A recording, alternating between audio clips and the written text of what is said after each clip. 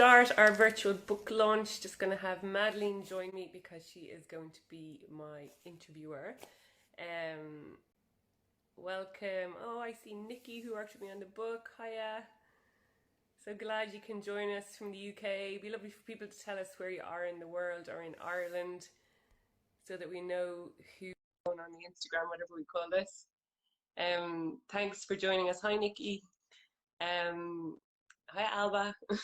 I see all kinds of people joining. Hi, Madeline. We can see you. Great. Hi, everybody. I actually can't see myself, but that's just typical. That's just the wonders of Sandy Cove broadband. But I'm in the picture, I presume. Am I? Like, yeah, no, you're there. Hi, Sharon. I can see everybody coming in. It's lovely. All the names. Thanks for coming. Hello. I know. I hope you're all comfortably sitting at home. I hope your children are gone to bed. Mine are on their way. Good night, Nathan. And hopefully time for able to join us for a glass of wine or bubbly or whatever you've got. Hi, Owen. Thanks for coming online. So because we're trying to make this a celebration. This has been the weirdest day. I kind of feel like it should have been monumental in my life, like sort of like the day you have a baby. But it was a bit flat, really. But it is a baby of sorts, you know, come on. Yeah, oh my God, it's longer in the gestation and probably broke my heart even more than our children break our hearts. So yeah. Oh, it got to free champagne. Yay! Oh, good. Hi, Anne, welcome. Thanks for joining in. Oh, hey, Celine even has Instagram. It's great, lovely to see everybody joining in. So the way we're going to run this is kind of going to be sort of like a chat, a bit of a like almost Madeline almost interviewing me about the book. But we'd love your questions as well as we go, and we'll try and answer those. And it's just nice to have you all part of this virtual book launch. And obviously we will invite you again to the real thing whenever we get to do a real thing, whether that's in Kinsale or Cork or Dublin or wherever in the world. But any excuse for a party, we'll mark it as many times as we can get away with it, huh? I'm just going to cheers my husband. Cheers. And I'm going to cheers you, Tara. Cheers to you. Cheers, Madeline. Cheers. Cheers, Cheers to the book. How's that? Is that nice? Oh, that's very nice. Okay, so we'll let's start because everyone's joining in now. Oh, Belgooli's even online. Super. Oh, that's great. My old village. Good. Okay, so Tara, I have my gorgeous copy, complete with post-its. Tara delivered this to me. I'm absolutely thrilled, and I think it's the most beautiful thing. It's really, really, it's a testament to all your hard work. It's absolutely fabulous. But tell me about your motivation around this. You could have written about anything. Why did you choose to write about objects and individuals? Yeah, so I have spent a lot of my life writing policy wonky papers and academic journal articles that very few people read. So they're seen to be very important, weighty, you know, serious things, but they're not there. Very few people read them, and you start to wonder whether they're changing anything. Now, it has been a good discipline to learn how to write papers for ministers and government leaders, so that they hopefully change the way that they act and what they do. But at some point in time, having written so many of those, you know, something that I heard back from political leaders was, oh, that's a great idea, but we can't do it because it doesn't have the support of the people. And I'm like, well, how can we build more conversation and more support of the people? And could I actually do a pivot and write a book which is for everyday people in plain English? That would be factually based, science based, but engaging and usable, readable, that kind of thing. So for me, this was like the ultimate challenge, to see if I could take myself out of that technical speak world and apply myself to writing a book for everybody. And then do you think you got better as you went along, as the objects happened and the text appeared, or was it? Yeah. Well, I'd love to ask that to Fritha and Nikki, who I think are joining us, who were the editors who worked with me on the book. So Nikki in particular was really good at saying, there must be a more straightforward way to say that. But it was hard work, because I read a lot of like technical papers and journal papers and life cycle assessments of things. And so it was a really dense information that I had to kind of take, understand myself, and then try and explain it in plain English written down in the book. So that was a challenge. And I do see that. So I love this book because it's heaving with facts and stats, right? Yeah. But we'll get onto that later, just the methodology that you used, and the different ways information is represented. Tell me about what you learned. There must be, I know you're an expert in the area, but there must be items and objects in this that surprised you. The facts around what you discovered about them must have surprised you. Yeah, so a lot. And as I say, I had to read journal articles about chemistry and health and chemical pollutants and all that kind of thing. So yeah, you know, it was dense, difficult stuff. So stuff I found out that was surprising. So a book, for example, was I damaging the planet more by creating a book? Oh yeah. So what is the environmental impact of a book? You know, am I just adding to the problem? So it turns out that books aren't all bad. So this book is printed with vegetable ink. It's completely recyclable. There's no plastic or anything on it, and it's on Forest Stewardship Council approved sustainable paper. So, you know, we did our part with that one. But then the other thing is that actually, if you don't read many books in a year, say less than 50, and if it's a book that you're going to use a lot, so this is like a reference book that you dip in and out of, which is kind of what I designed it to be, and you read it a lot, then it's worthwhile having it in a hard copy. You don't have to feel bad about having a hard copy. It takes about... So actually, I didn't know that. Is a hard copy the only option? For this, there's a hard copy and there's an online version. There's an ebook as well. So you can also buy the ebook. No, there's no paperback. So it's this hard copy or the ebook. And so if an e-reader, for example, oh, keep drinking, yes. It takes 40 to 50 books to make an e-reader, right? The equivalent of, and then about another 100 books a year to actually power it up and run it. So, you know, it isn't just a straight one is better than the other. So if you read heaps and heaps, so if you have loads of books on your e-reader and you read non-stop, it's probably a better option for you. But if you're a slower reader or you have books and you like to read them, reread them, lend them to people, then a paper book is perfectly good option. So that was one thing that was surprising. Obviously, there was heaps that's surprising. Another one is, I can't believe what people do sometimes. If someone has an electric drill, so people buy an electric drill to own one themselves in their house, and to have it in the shed. We use it for about an hour or two a year. That's it. If even. Resources that go into it, we hardly use it at all. We don't need to own an electric drill per house. We just need a sharing system amongst our neighbours or something. And quite often electric drills, as soon as the battery wears out, people throw it away and buy a new one because that can be cheaper than just buying a replacement battery. So such a waste of resources, yeah.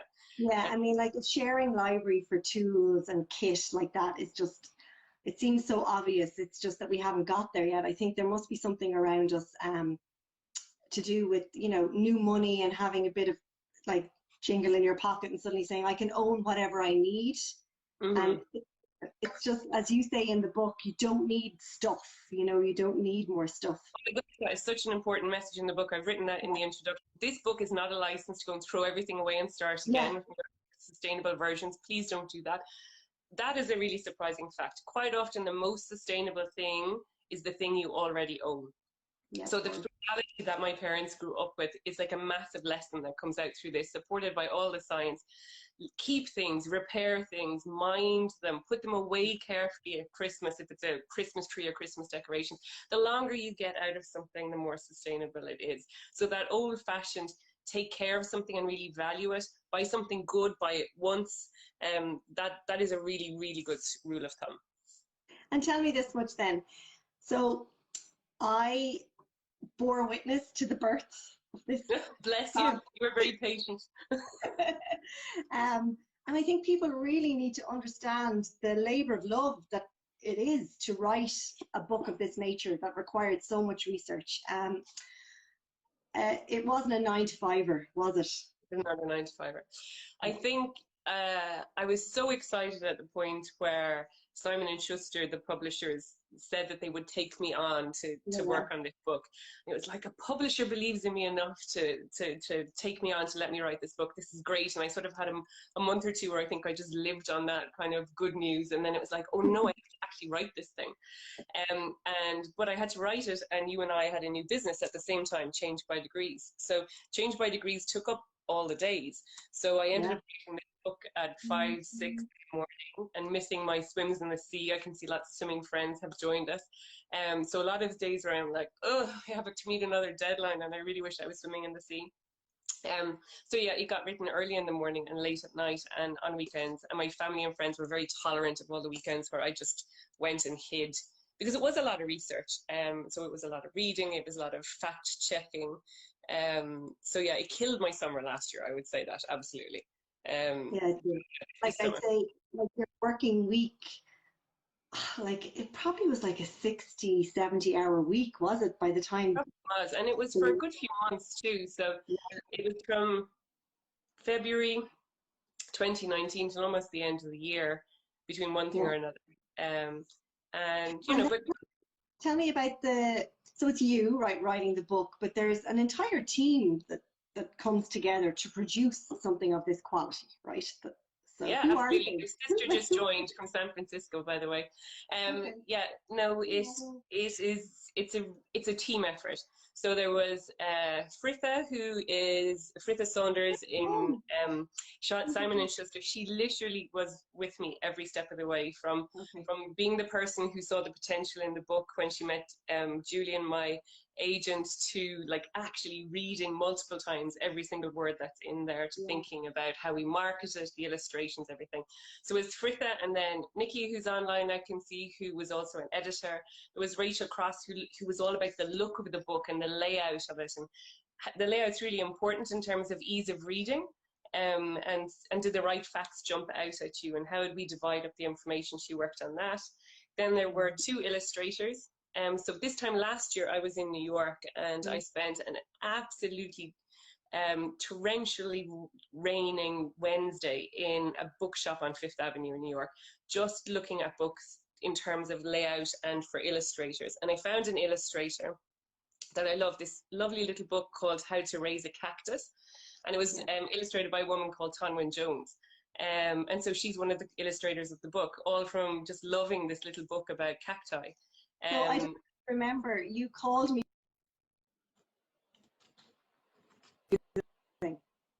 You said, I found this girl, her stuff is beautiful. You sent me a few photos from the book that you'd looked at. And actually the illustrations, the 2 illustrators, so I'm really visual, as you know, and it really matters to me how something is laid out, because I learn differently to other people, you know, and I think that the illustrators, they've just nailed it so it's not too technical, but it's not too childish. It's just the perfect mix.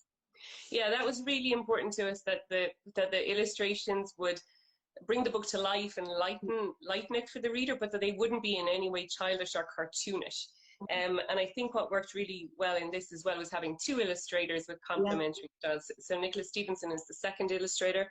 And so the 2 styles together work really well. And one of the fun things was getting the drafts of the illustrations, the early drafts, and then I'd get to comment on them and see if I thought they depicted the objects as I wanted to, and was it like factually accurate, the depiction also. But I used to always show those to my kids, because they're so literal in what they see, that they were the best tests for kind of understanding whether illustration worked or not. And so they checked every single image we had. That worked really, really well. So as a result, right, though, you've got this entire team helping you build this, right? Do you think you've successfully undone the policy wonk in you? Do you think you've successfully communicated it out now?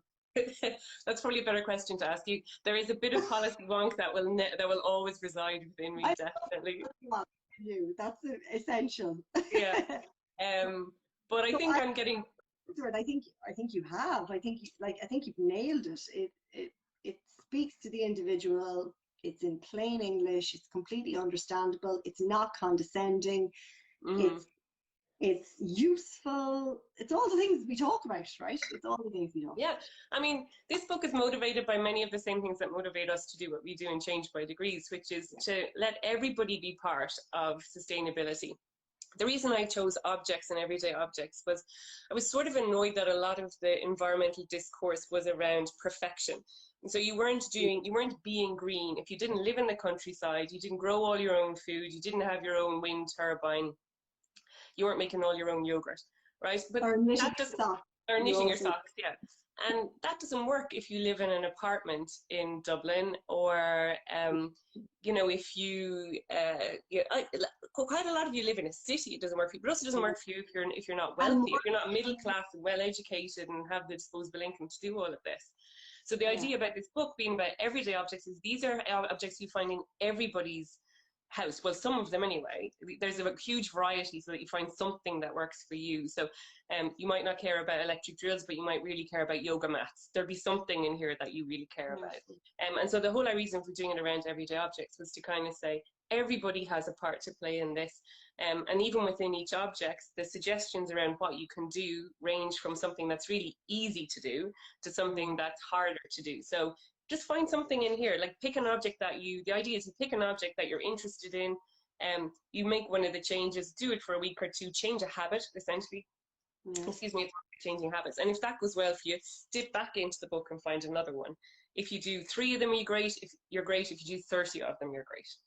And tell me this much then, if that's our mantra and that's our theory of change, talk to me about Christiana Figueres then in all of this, and how you know her, and the foreword that she wrote, and her agreement with you that individual change matters if we want systemic change. Yeah. So I am an absolute believer in systemic change. We actually have to transform the way economies and societies work in order to become more sustainable. The COVID crisis at the moment is exposing a lot of what we could do better, and we're starting to value things in different ways and live life in a different way, which I think is great lessons learned if we can hang on to them. So I absolutely believe in systemic change. That means changing the way governments work, changing the way economics work, changing the way politics work. But I also know that none of that will happen if there isn't the support from the grassroots of everyday people.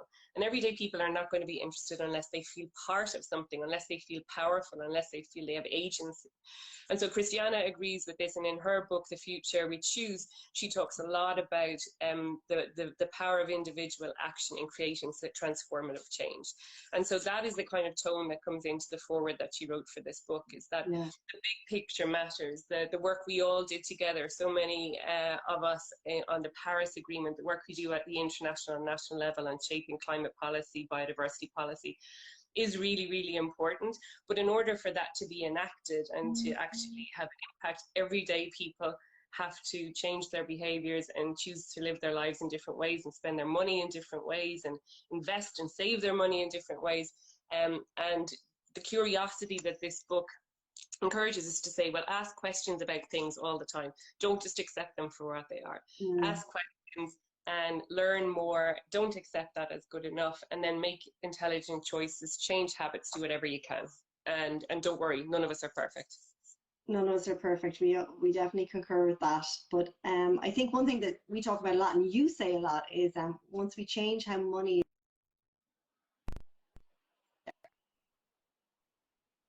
Can you hear me? Did I break up? Yeah, you just came back. You're grand. Keep going. If we change how money is made and spent, we'll make progress. Yeah, absolutely. And I think that's a big part of what we need to do, along with changing the conversation. And I was lucky to have been thinking about this book when I was in Antarctica with Homeward Bound last year, and with Christiana Figueres. And I see that some of my Homeward Bound colleagues are on the line. Hi, everyone. But they were a great testing ground for this too, because I was able to send early drafts for review by people living and working in different cultures, speaking different languages, people who were scientists who were more visual. So all of that wealth of kind of feedback and everything was really great.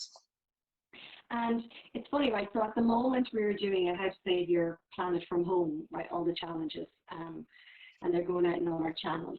And I thought it would be really good to talk about some other items, some other objects that are in the book that we should give a bit of airtime to, because that's what people are doing in their homes right now. And you've got a whole section on the garden shed, compost, all that kind of thing. And I think it's like, talk to me about compost. I will do, and I'm going to find it because someone was just asking there to see some of the illustrations too. So I will put up some of the lovely illustrations too. So this one is lovely, for example. So this is all about potting compost. So like, what I thought was really interesting in the book, and it's Meet the Midlands Girl coming out of me because I love the bogs. But 70 to 100% of the compost that you buy is made up of peat. Yeah. All our so a lot of people are growing at the moment, which is fantastic. Yes. But you're also grabbing whatever compost you can get from outside the supermarket. And if you look at that, the chances are it's 100% peat bog. And peat bogs are the most amazing ecosystems we have. They're something we should be so proud of here in Ireland. They suck up amazing amounts of carbon, you know, from the atmosphere. But also when we mine them, when we dig them up and use them for peat moss or to burn it in our fires, it releases all that carbon dioxide up into the air and is a cause of climate change. So the degradation, the damage that we do to peat bogs causes up to 6% of total human-induced climate change every year. Of those emissions. So like it's really important, and the amount of people who said to me, I didn't know there was peat in peat moss, you know, just didn't think that that was a bog. And for me as well, bogs are precious. Years ago when I worked in Birr in County Offaly, I took kids on nature walks as part of their outdoor and environmental education. We used to go visit these bogs and find newts and, you know, sundews, which are like carnivorous plants, and the most amazing biodiversity within bogs. We don't want to lose that just to turn it into peat to throw onto our gardens. And there are alternatives in any good co-op outdoor store. Go and ask for peat-free compost. They will have it. It's made from a whole variety of things, including food waste. So your brown bin waste goes to an industrial composter and becomes compost. So we need to be getting used to using more and more of that in our gardens instead. Yeah, no, I just thought it was really useful to talk about compost, given like you say, that we're all frantically trying to grow crops right now at home. And it's really important. Tell me more. I think we should probably talk about TVs and computer times and all that kind of stuff, given that like we're all like watching stuff. Our kids are on, well, my kids are on technology more than they would normally be. There's another illustration. So this is television. So the book does television, it does TV, it also does music. What's the most sustainable way to listen to music? That's an interesting issue as well. Streaming is another Insta Live. Yeah, so I mean, the thing about televisions is one of the most interesting things that I found there is that there is a greenhouse gas called nitrogen trifluoride. And it's 17,000 times more potent than carbon dioxide, and it's used in almost every green screen in the world. And emissions of this greenhouse gas are going up, up, up. It persists for over 700 years in the atmosphere. The stuff is lethal. I never knew that that was a major ingredient in TV screens. So that's one thing. Obviously, another thing about TVs is the bigger your screen, the bigger its carbon footprint because it uses more energy. Plasma TVs, they use more energy. They also use more raw materials that are damaging than LED screens, so they're better. But yeah, anything that's bigger essentially is going to use a lot more energy, is going to have a higher carbon footprint. Likewise in computers, a desktop computer is going to use more energy and resources than a laptop, and then a tablet even less again.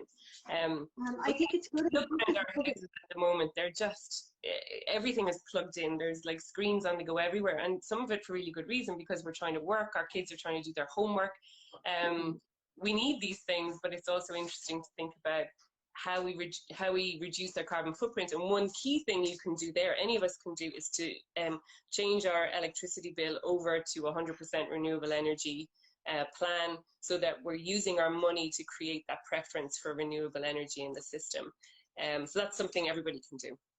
So yeah, and in the book you touch on that quite a bit, especially with the appliances that you discussed. So the kettle's in there, and we're doing the challenge on the kettle right now, and then the vacuum, and the biggest footprint around it is the use, right? So if we, as people, should never underestimate their ability to create change, because if the use and the energy is what the biggest footprint is, then change your provider, or ask your provider for green energy. Yeah, that, and then looking at about 10 minutes. It takes 10 minutes. Yeah. And I think we're all, apparently in Ireland anyway, we're terrible at changing our energy provider.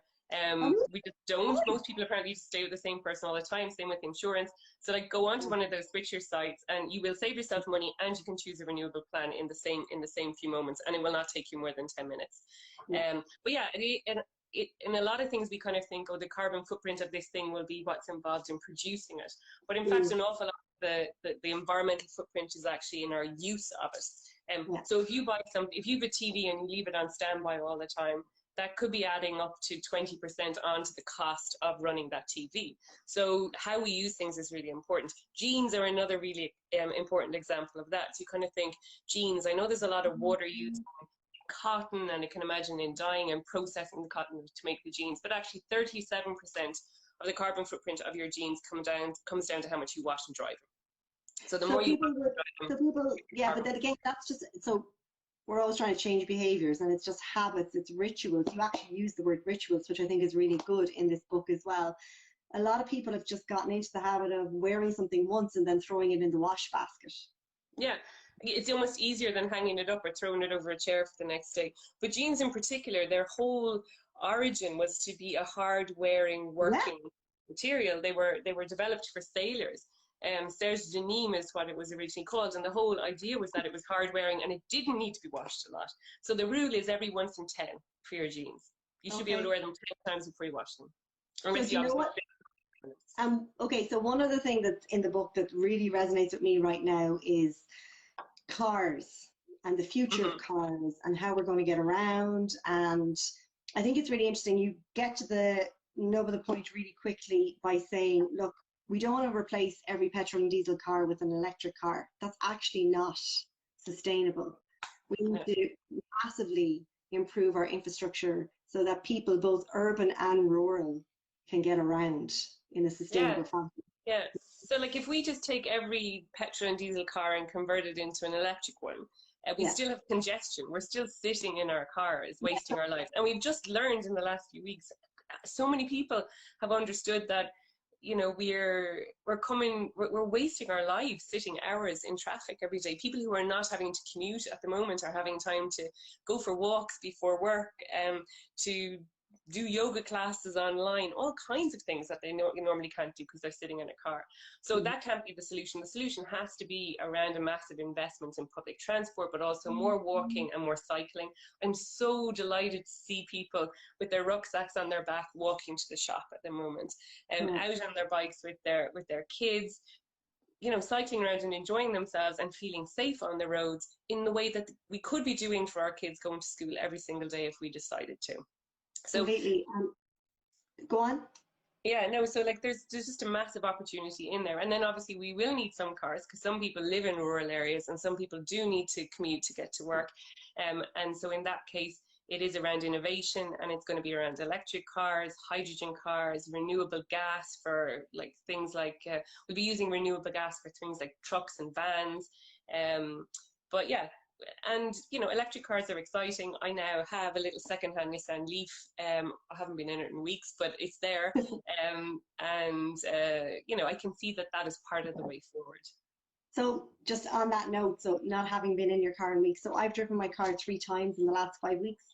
And I had done a few stories, like, remember about a month and a half ago, or I don't know, maybe longer, where for no other reason than boredom, I totted up all my mileage associated with just my extracurricular activities for the kids. And it was shocking, absolutely horrendous how many kilometers I was doing a week and how much that was costing me in diesel. And this experience now has shown me so much around opportunities in that. Now, as I said before, there's only so many times you can lift share with people and ask for help and collect and drop kids. And people in our town, we're really lucky, they will do that. Everyone is really open to sharing.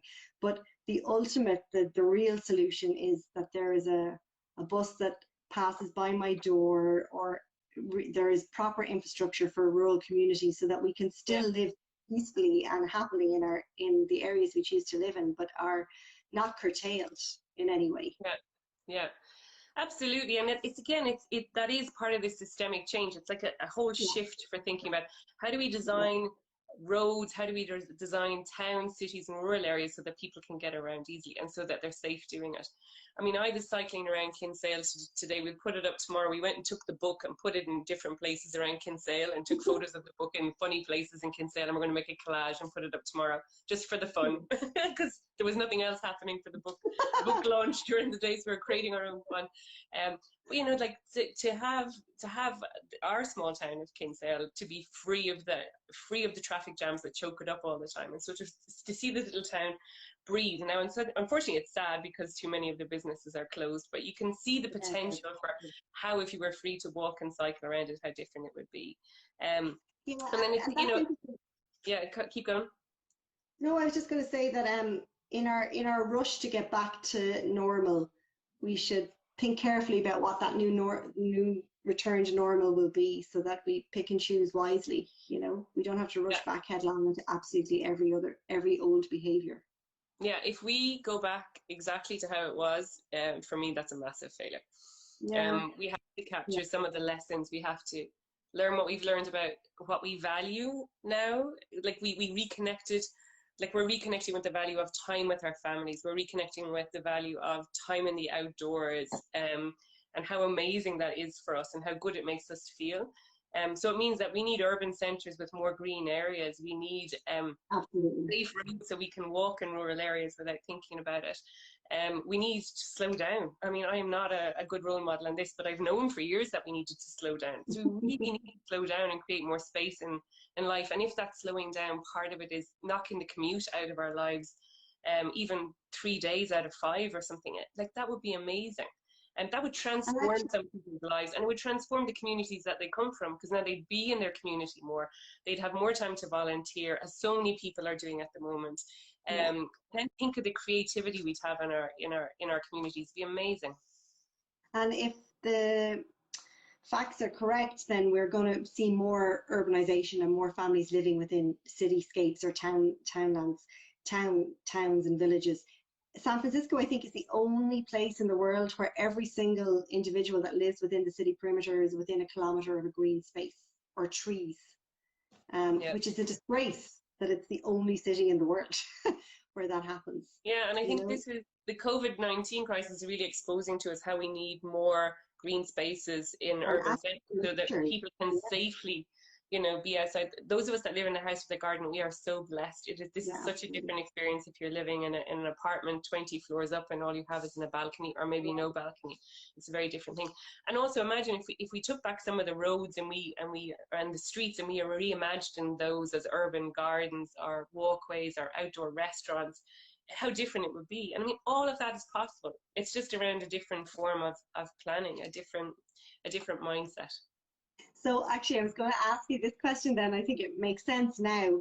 If you were to create leadership, and we always talk about collaborative leadership and people who can, like, we'll bring our expertise along as long as others bring their expertise. Like, who's your leadership crush? At the moment, I think it's Jacinda Ardern in New Zealand. But there's a whole lot of women leaders around the world. I mean, a couple of good articles written about them that I've completely forgotten to retweet or put on LinkedIn in the last few, but around a different style of leadership. So a lot of the countries that are using this COVID-19 crisis to actually clamp down on their citizens and do unlawful things to their citizens, a lot of those are power-hungry men, sorry guys out there, but a lot of the more empathetic kind of leadership, kindness, collaboration, cooperation, the need for solidarity within communities, within countries, as well as more broadly. A lot of that is being role modelled at the moment by women leaders of countries. And so Jacinda Ardern comes to mind as one of those. I think I admire her because she has this empathetic style of leadership, but she's also a really good communicator. She's really good at using things like Instagram, Facebook, all of these different platforms to get her message across to people, to make them feel like they have access to her, like she's listening to them. She's very relaxed and casual. It's not about me up here, you down there. It's much more about we're in a conversation together. So, you know, I think she's really, really kind of modeling this new style of leadership that we could have, where it is not about being in power, is not about owning power.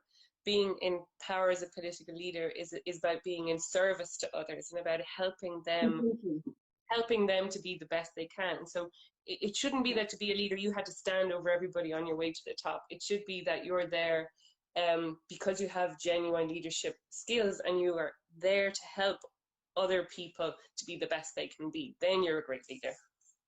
Yeah, I totally agree with you. I'm thinking about the book and just the way, back to something we touched on earlier, just the way different people learn. Okay, so you and I are quite, like, that's why Change by Degrees works, because we approach things completely differently, right? Yeah.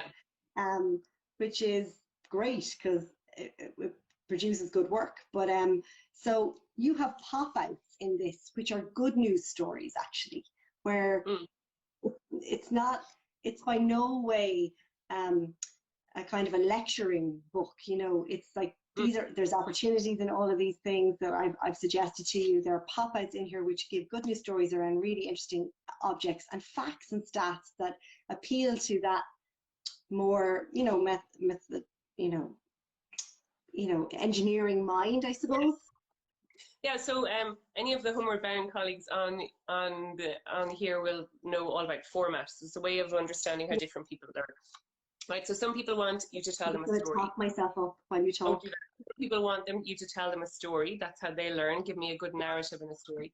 Some people want facts. So why? Give me all the facts.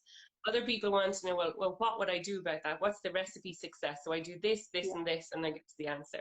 And then other people want to know, but for what? And so what? And how will that change the world? And if you write something, whether it's a blog or a newspaper article or a book, and you don't cater to all those different learning styles, someone's going to be left out, and all your hard work isn't going to resonate with them. So this book has stories. And it has good news stories that I really love. It has stories about people that are doing amazing things. It has stories about the innovations and technologies of the future. And they're really fun. And those are like the good news stories in the book.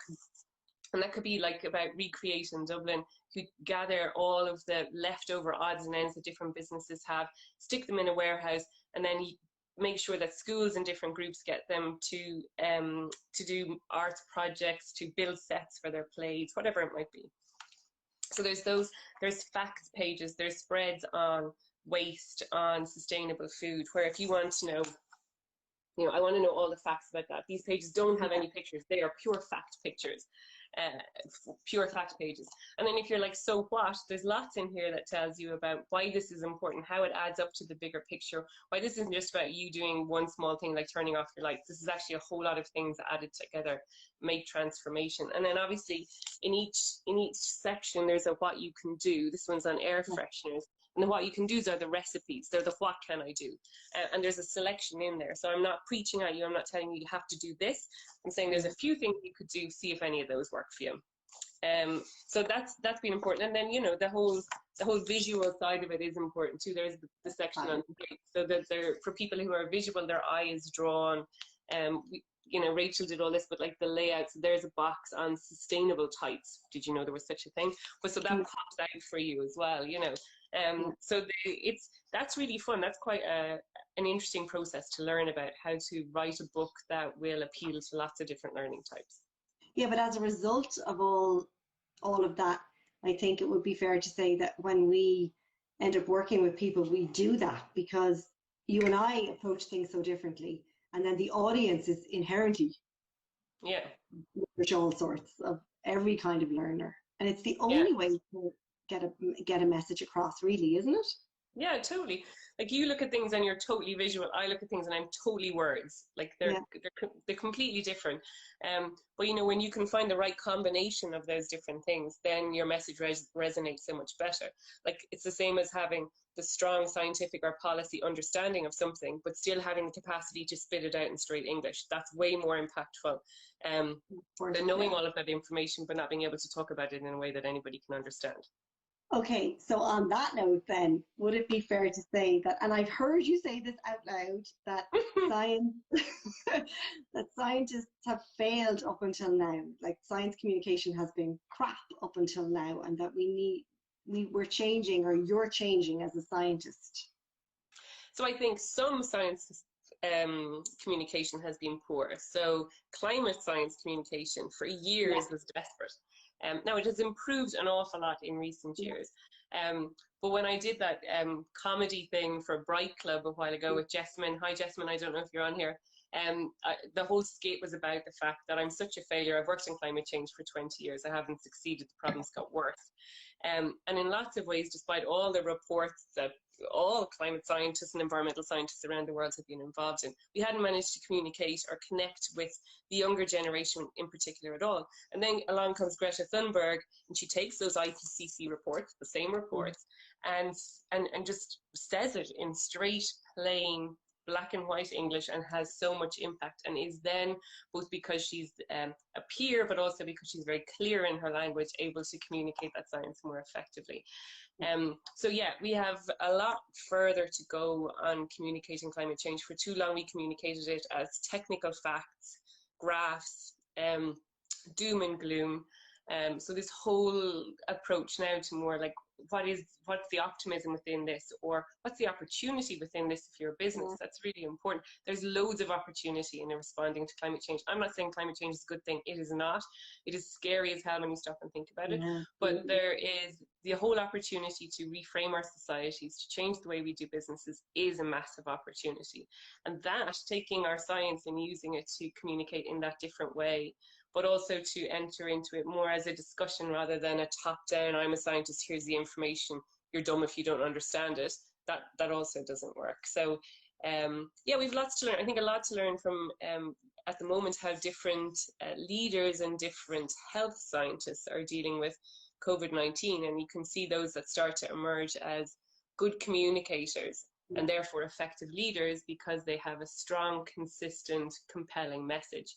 And that's the same for climate or anything. Strong, consistent, compelling message. And with compelling, we get into all of the stuff that we know is so important around narratives, around empathy, around really connecting hearts and minds, not just minds. Minds alone doesn't change anything.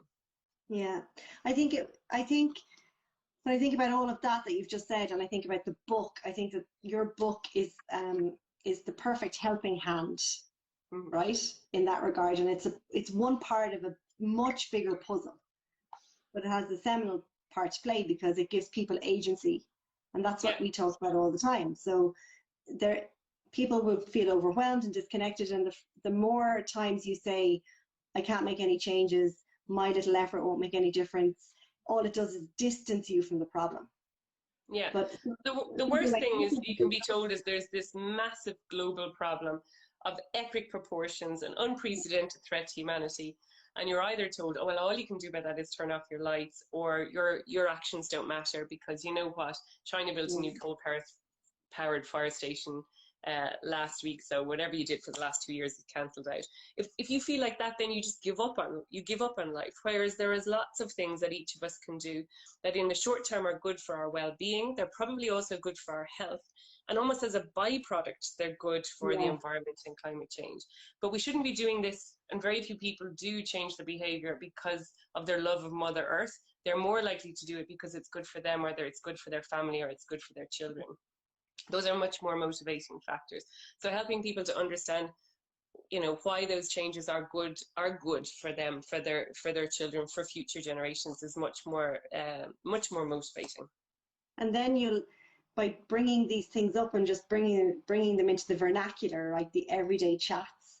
So on the side of the GAA pitch, or, you know, at hockey or whatever, wherever you are with your kids or your friends at book club, then suddenly you're talking about so much more. There's so many more things you can discuss. Like, I've had conversations where, I don't know, is Aideen on or not, or I think Owen is on, but like Aideen was like, I can't talk, I'm going to watch a YouTube video with John about how to build a wormery.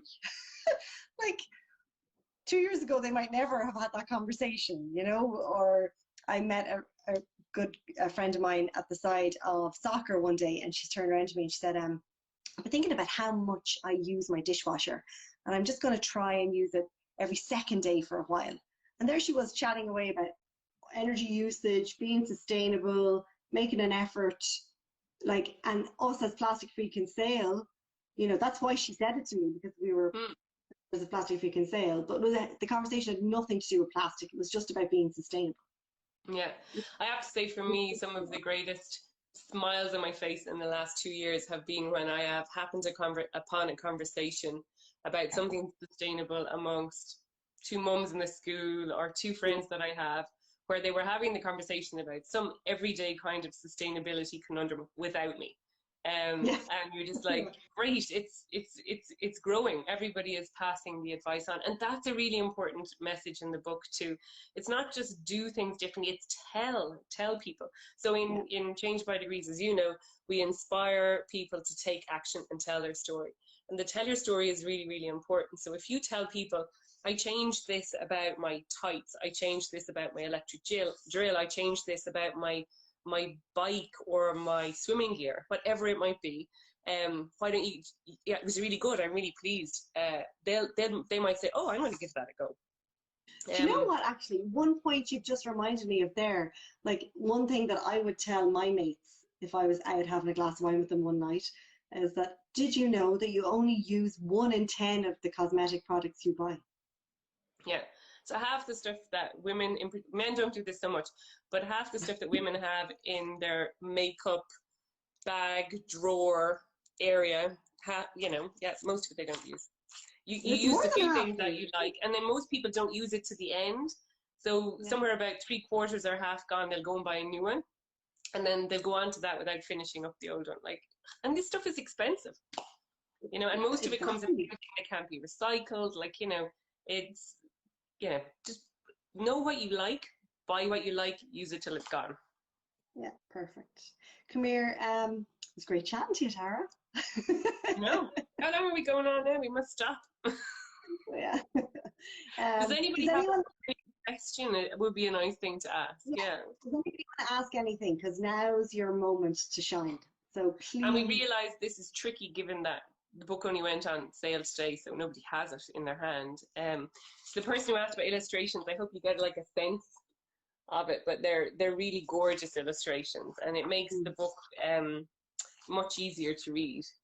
And yeah, it's all broken down into chapters around rooms in your house, your office, school, leisure, a whole section at the back on occasions and parties and stuff like that. So hopefully there's something in there for everybody. Actually, Madeline, my comments are kind of stuck. Oh, and there I see. Look, it had a whole lot of things are there that I hadn't seen.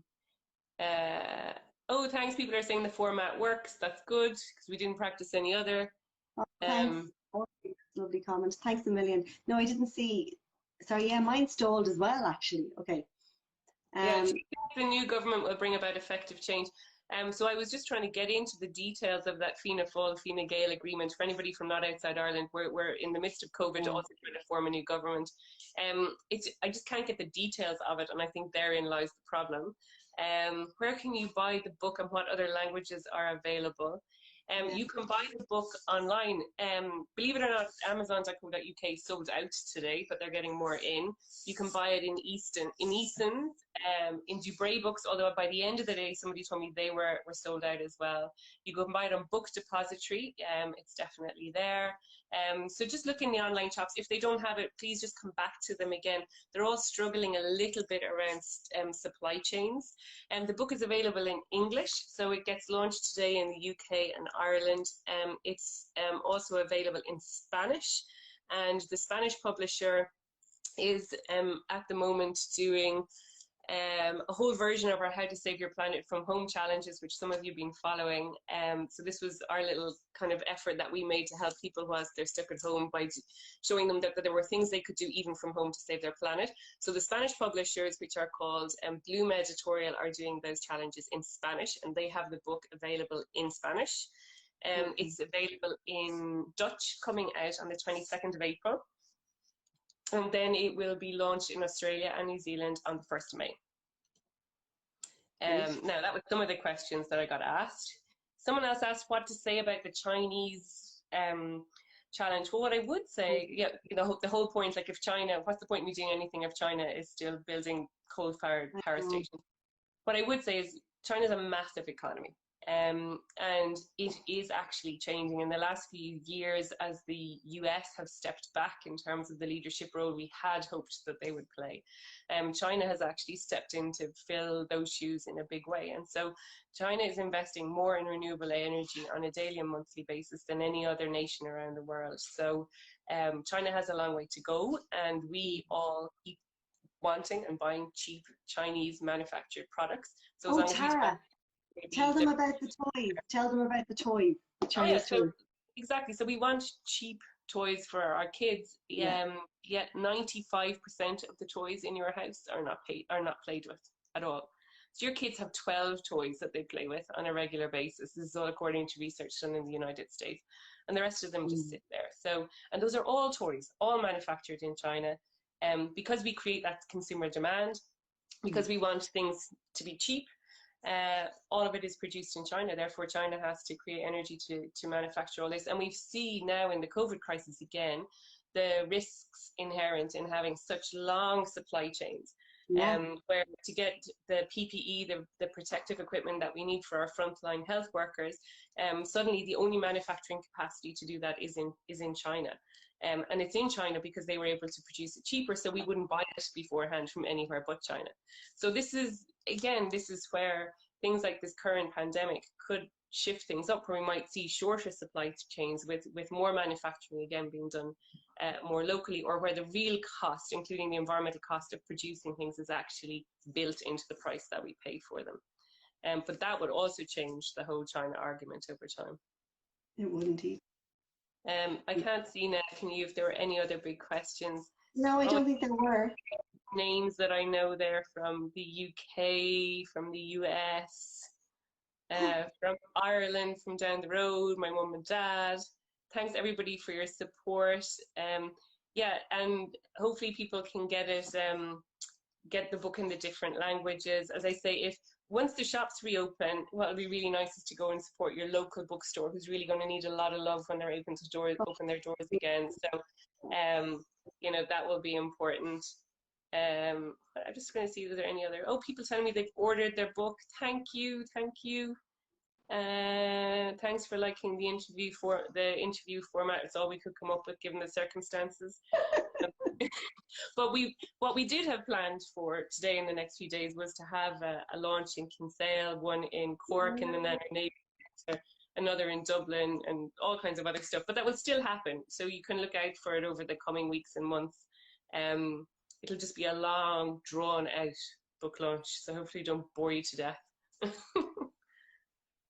Someone just ordered.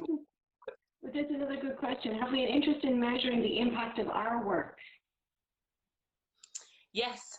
So a thing that you and I, we definitely, as with any new businesses, you sort of, when you get up and you get running, you just run, and you run at it, and you do all kinds of different work, and your focus is on learning what you can and paying the bills and growing your business. And so at the beginning, we weren't strong enough on tracking the impact of our work, quite honestly. Now that's something we're much more building into what we do. It also is way easier to do when you create longer term partnerships with your clients, whether that client is a public sector organization or a private business or a community, it doesn't matter. We work with all of those types of organizations, but certainly that's something we want to do more of now. But when the clients we love working with best are those that bring us in through all the stages, from the inspiration and motivation to be more sustainable, to the action planning, the measuring, the KPIs, all of that, right through to telling their story. And so when we go through that whole range of activities, it's also easier to measure our impact. But we have used, up to now, we have used surveys,